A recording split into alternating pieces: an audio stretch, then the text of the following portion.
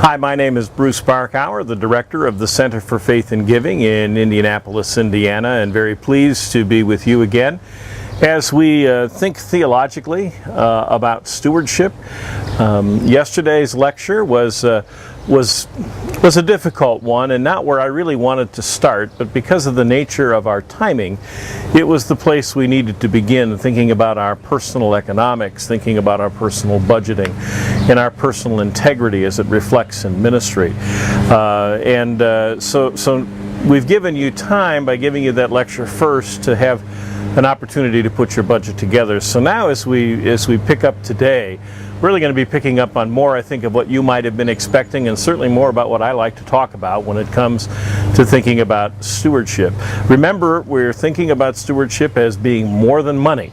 While money is very much involved in stewardship, it is other things, and we're going to look at a couple of those other things today as we think about stewardship and the First Testament. We go right to the biblical witness. We move right to Scripture in Genesis 1 in the First Testament, and we are encountered in that Genesis 1 text with the story of creation.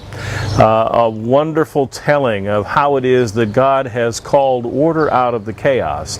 I would refer you to a commentary by Walter Brueggemann in the Interpretation series, or a book called Sabbath and Jubilee by Dr. Rick Lowry, as places to go for further reading if you would like to think about two aspects that we're about to introduce. One is the theology of abundance, and the other is just a detailed reflection on Genesis 1 and what it means to be a part of God's created order. The Genesis commentary by Brueggemann is one of the best, and the book Sabbath and Jubilee by Rick Lowry, I think you will really enjoy if you take some time to get acquainted with that text.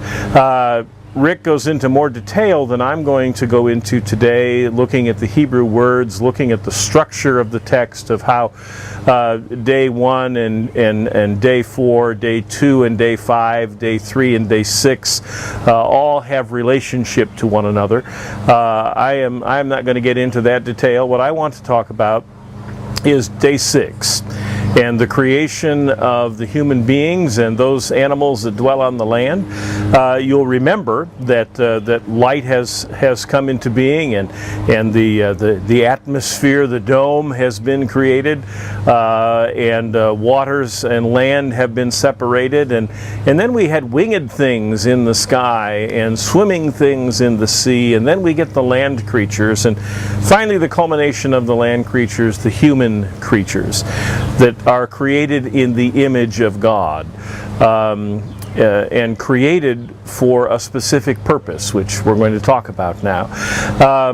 The Genesis 1 text introduces some really important themes to us in thinking about stewardship, and one of those has to do with being created in God's image and being given a dictate to have dominion over the face of the earth. That they are created, the human beings, according to the author of Genesis 1, are really created for that purpose. And dominion here is a word that we need to take some time with. Dominion is a word we need to look at. It is not the idea for the ancient writer that I am the bigger of the two in a fight and therefore can mindlessly exploit the things that are submissive to me.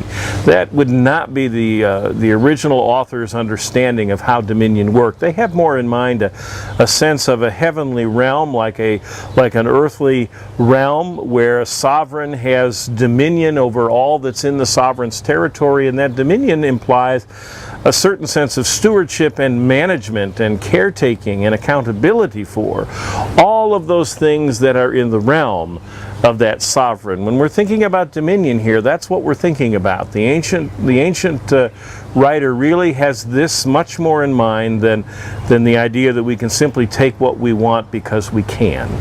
And that's a very important piece for us to lay out and to name for our work. The second thing I want to point out for our work from the Genesis 1 text that I think is incredibly important is the idea that there is enough.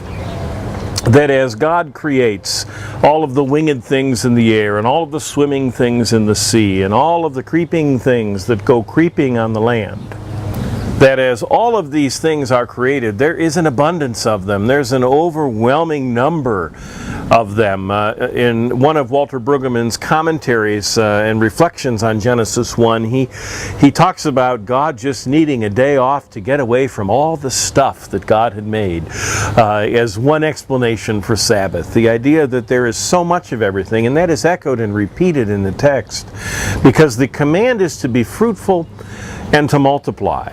The assurance is given that every plant has seed and every tree that bears fruit has seed in its fruit, that there is generativity here, that there is enough to sustain not only the creation in this present moment, but there is enough to sustain generativity and the creation moving forward. There is enough, there is an abundance, so that life is not merely sustained, but it can thrive and grow and multiply. And there can be even more of these winged things and swimming things and creeping things.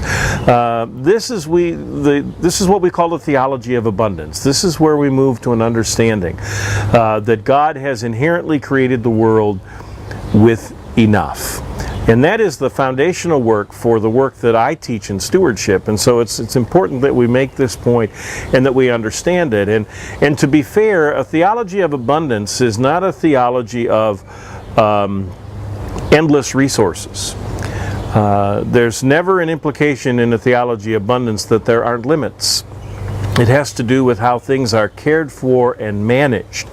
It is an understanding that there are limits. The whole world is finite. And so there is the possibility we'll run out of coal or out of oil, or that we can drive a species to extinction.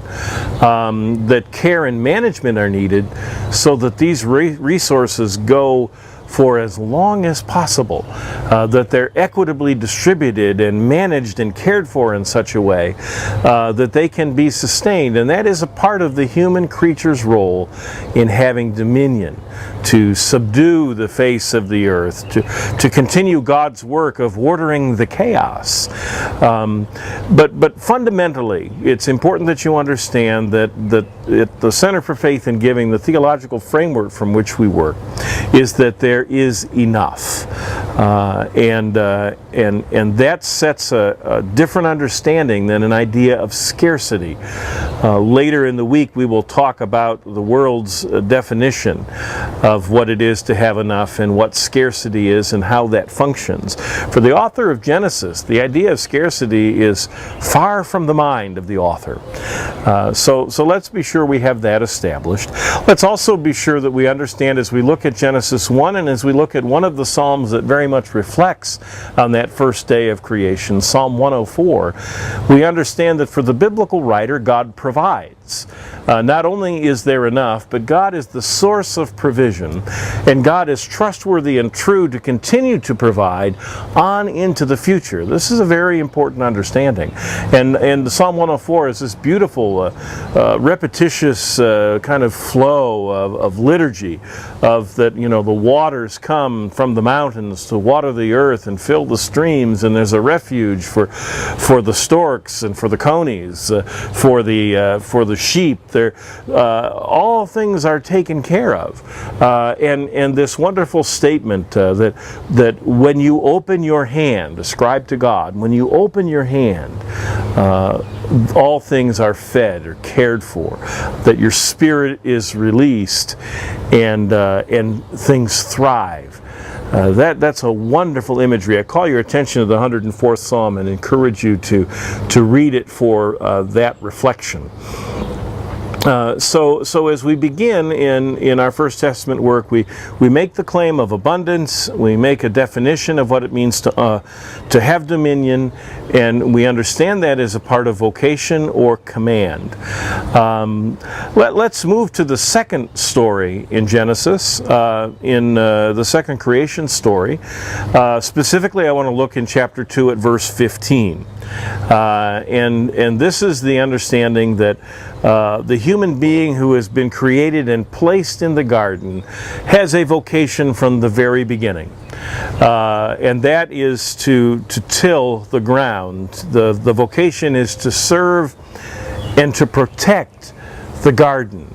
I think that's an extremely important understanding. Carol Johnston, First Testament professor at Christian Theological Seminary in Indianapolis, offers that interpretation of the Hebrew vocation to serve and protect the garden. This is paradise. Now, it's not paradise because there's an absence of work. I know most of us, certainly I do, when I think of paradise, I think of a hammock and white sand and blue water and a drink with an umbrella and nothing to do all day. That's paradise, but that's not biblical paradise. Biblical paradise is to be in the presence of God. And we see in the Genesis text here that God comes in the cool of the evening to walk with the human creature in the garden. This is paradise. So before we have all the weird stuff of talking snakes and fruit and you know, prohibitions and prohibitions violated, boundaries crossed, and relationships fractured in chapter 3, before we move to any of that, the human creature in the garden is in paradise because that human creature is in the presence of God, and it has vocation and is fulfilling that vocation to protect and to serve the garden. The creation is echoed again in the Psalms. We'll call attention to Psalm 8 and particularly verse 6. You know, what is the human creature that you are mindful of him, and yet you have given him dominion over all the earth. And that dominion, reflecting back on vocational responsibility. These themes are foundational for us as we move to understanding what it means to be a steward. While the definition of steward would be different, while the New Testament examples that Jesus will use of steward are different from these two that I'm giving you, they are yet similar and inform the other.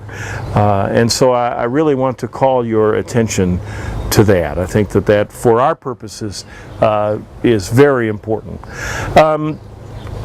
Let's also look with the idea of Sabbath. This is another First Testament command to keep Sabbath, an understanding of the importance of Sabbath. It's generated from several things in Israel's self-understanding, and some of those I think play a role in understanding stewardship for us.